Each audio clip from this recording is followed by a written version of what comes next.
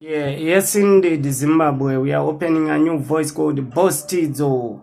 Outer Dark Sound Family. And it's bad ngo mama wani. Yeah.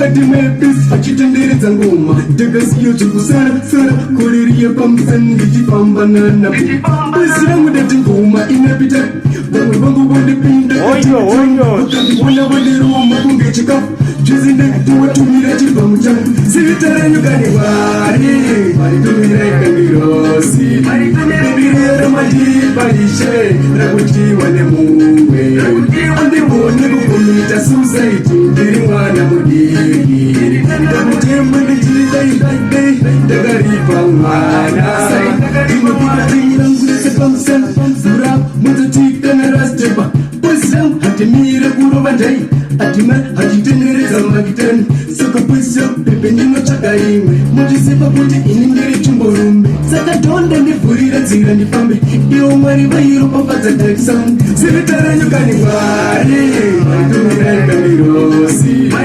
ibiriyera mandiripaishe rakutiwa nemumwe ndivoni kukomita susaiti ndiri mwana mudiki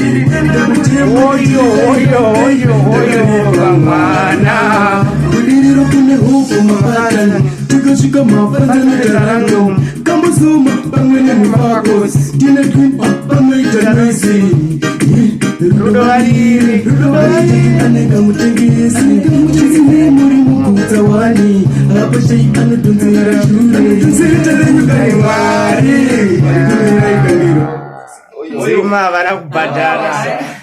Mawani coming soon. Vanonzi Boss Tizo vari Dark Sound Family.